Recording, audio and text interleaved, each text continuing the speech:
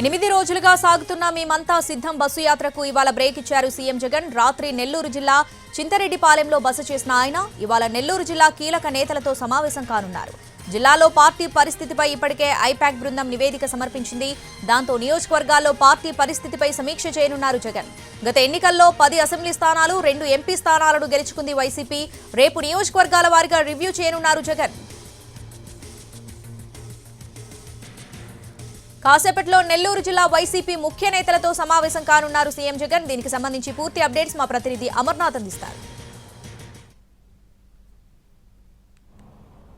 ఎన్నికల ప్రచారంలో భాగంగా ముఖ్యమంత్రి జగన్ చేపట్టిన మేము సిద్ధం యాత్ర నెల్లూరుకు చేరుకుంది.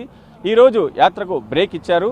ఆయన ఈ సందర్భంగా నెల్లూరు జిల్లాకు సంబంధించిన కీలక నేతలతో ఈరోజు సమావేశమై జిల్లాలో పార్టీ పరిస్థితి గురించి చర్చించనున్నారు. ప్రధానంగా గత ఎన్నికలతో మనం పోలిస్తే రాయలసీమ జిల్లాలోని కర్నూలు, కడప, నెల్లూరు జిల్లాలోని అన్ని స్థానాలు కూడా వైసీపీ కైవసం చేసుకుంది.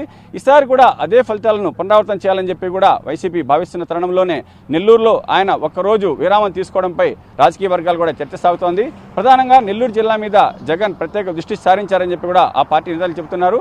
అంతేకాకుండా కూడా వేమిరెడ్డి ప్రభాకర్ రెడ్డికి ధీటుగా వైసీపీ అభ్యర్థిని ఎవరు పెడతారని చెప్పి కూడా పార్టీ వర్గాలతో పాటు నాయకులు కూడా ఆలోచించారు. కానీ ముఖ్యమంత్రి జగన్మోహన్ రెడ్డి మాత్రం విజయసాయిరెడ్డిని వైసీపీ అభ్యర్థిగా కూడా నెల్లూరు లోక్సభ నుంచి పోటీ చేస్తున్నారు.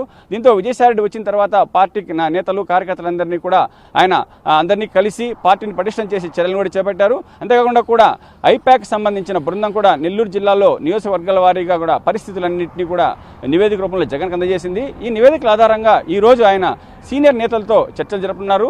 అనంతరం రేపు ఉదయం నియోజకవర్గాల వారికి కూడా ఆయన సమీక్ష నిర్వహించే అవకాశం ఉంది. ఈరోజు మధ్యాహ్నం తర్వాత ఈ సీనియర్ నేతలతో ఆయన భేటీ అయ్యే అవకాశం ఉంది. ప్రస్తుతం మనం ఆయన బస చేసిన ప్రాంతం వద్ద ఉన్నాం. ఇక్కడంతా కూడా భారీ ఎత్తున పోలీస్ బందోబస్తును ఏర్పాటు చేశారు.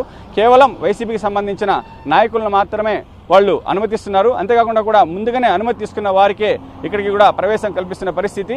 ఈ రోజు మధ్యాహ్నం సమావేశం జరిగిన తర్వాత రేపు ఉదయం నియోజకవర్గాల వరకు సమావేశం జరుగుతుంది. అనంతరం వాళ్ళకి ఆయన ఏ విధంగా ఎన్నికలు ఎదుర్కోవాలనే విషయం మీద దిశానిర్దేశం చేయనున్నారని చెప్పి కూడా పార్టీ వర్గాలు చెబుతున్నాయి. వీడియో జర్నలిస్ట్ ప్రదీప్తో అమర్, ఎన్టీవీ, నెల్లూరు.